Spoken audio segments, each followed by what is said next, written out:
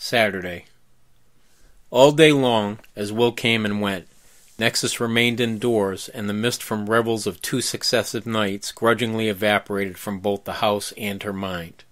She cleaned. There could never be enough of that. In between times, she fielded several telephone calls from other women, thanking her for inviting them and offering to reciprocate at indeterminate times, which she indeterminately accepted. Summer would bring its share of social obligations. This telephone ritual she was long accustomed to, and performed it almost without thought. The details of the decorations and the food and preparations were duly complimented and modestly disavowed in their turn. If an odd feature of these discourses remained that the subject of the celebration, her husband, rarely ever came up, no one seemed to mind. She even had a drop-in guest or two in the late morning, ladies who had waited a decently sufficient 36 hours to retrieve their valued casserole dishes and other paraphernalia. It made a good excuse for visitation. But fewer came than one might have expected in the wake of such a bash. It had been a very long time, since childhood really, that Nexus had a true friend, someone she could grapple to her heart. Sometimes she felt so alone with her thoughts. They rambled round her brain in an effort to become words, often ending deep in her stomach, like shards knocked from the base of an iceberg.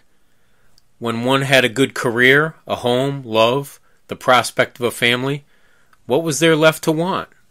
And yet, something abode. It orbited out there, beyond the plane of the elliptic, a shadow body so insubstantial at times that its elusiveness frustrated her. At others, it hove so close, it threatened to collide with her.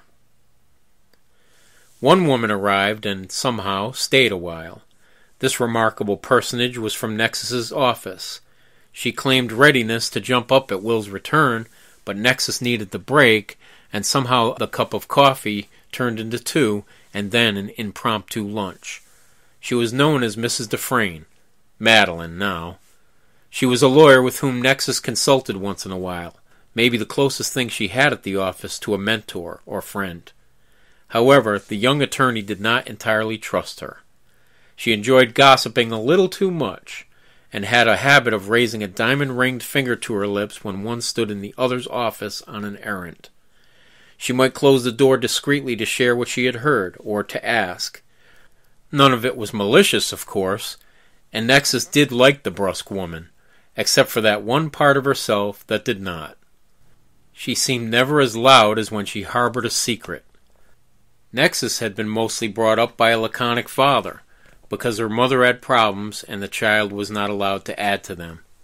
Her father's code of conduct did not include muckraking about people behind their backs. He insisted it damaged the speaker more than anyone else.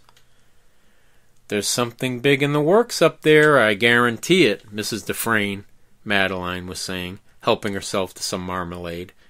It did not look convincingly homemade to her, though the label on the jar represented that it was, and only this very mistrust could have made her comfortable eating it.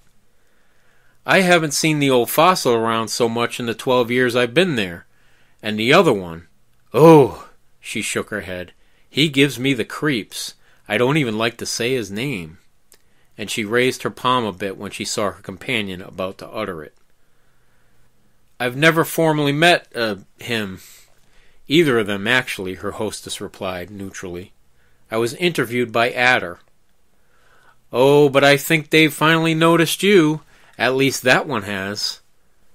This was meant as a provocative statement, and so Madeline let the air hang dead a bit while she chewed her roll, lipstick mouth irreproachably closed.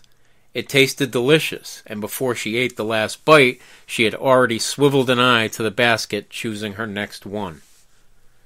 Her companion proved not a very good player. Instead of begging for the answer to the obvious question, she merely raised an eyebrow in slightest gesture of interrogation, but otherwise waited patiently for an enlargement. Madeline, after downing half a glass of water, had to supply her own enthusiasm.